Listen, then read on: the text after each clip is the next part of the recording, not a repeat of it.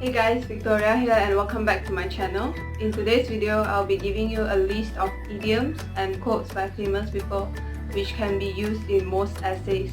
I will also be giving you 10 advanced English words which can be used in your essays as well. I will be talking about the definitions of these advanced English words along with how you can use them with a sentence so you get a rough idea of how to use them.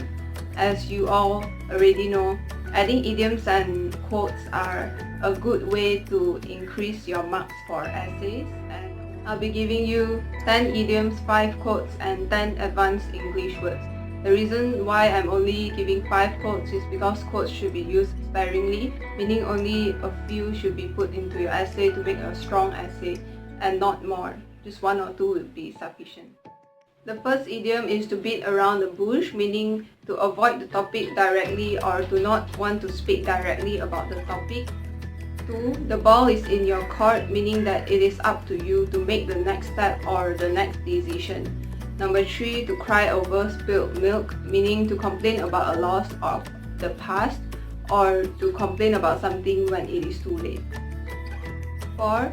To kill 2 birds with 1 stone, which means that you accomplish 2 things at the same time. This is basically the English version of sambil menyela minum air. And number 5 is to make a long story short. This is used when you want to come to the point and cut out the details. This could be used in a sentence to conclude a paragraph. Number 6, once in a blue moon, meaning that something happens very rarely. 7. A piece of cake, meaning that something is very easy to be done. Number 8. Every cloud has a silver lining, meaning to believe that every situation has a positive side and every bad thing eventually leads to something good. Number 9. In the nick of time means that only just in time. And number 10. To go the extra mile, meaning to do something more than what is required. Next, we'll move on to the quotes by famous people. I'll be giving you 5 quotes, but it covers various topics like knowledge and technology and relationships between people.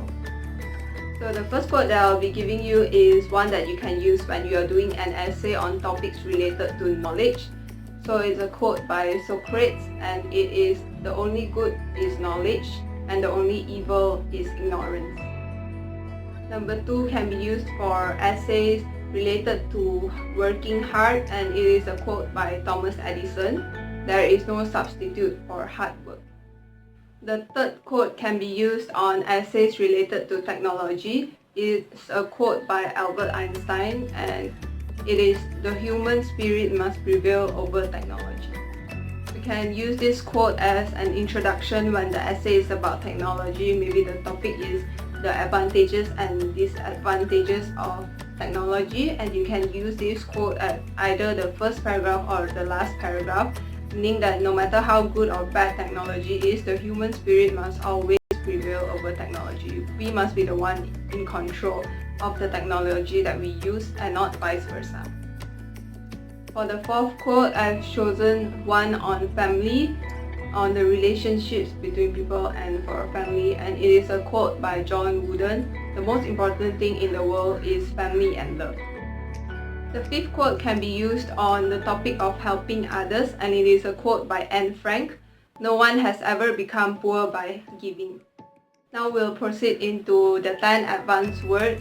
As you all might or might not know, advanced words can actually help to get you more marks in English essays, because the teachers will recognize the advanced words and they will put little ticks on top of it, and that's how they award extra marks.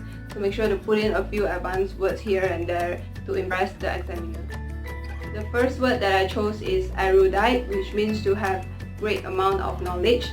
So for example, to use it in a sentence, "With his informative presentation, William showed his peers how erudite he was." I'm sure you all have heard of this word if you have watched Divergent. The second word that I chose to include in this list is flabbergasted, which means astounded, surprised, and amazed. So for example, to use it in a sentence, "Standing next to my favorite celebrity, I was too flabbergasted to speak." The third word that I chose is impeccable, which means to be perfect in every way and to be literally flawless. So for example, to use it in a sentence, winning every basketball game, Theo is impeccable at playing basketball.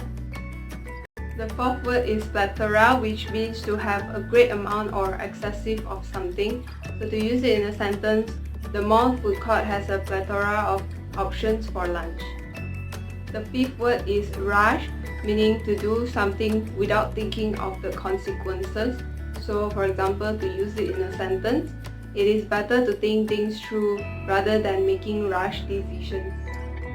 Number 6, zenith, which means that the time during which something is most powerful or most successful. For example, to use it in a sentence, since my energy is at its zenith in the morning, I prefer to get larger tasks done during that time frame of the day. So other than this, you can also use it to signify that something is most popular during that time, or someone is most popular during that time. You can use the word zenith to signify the peak of a singer's career.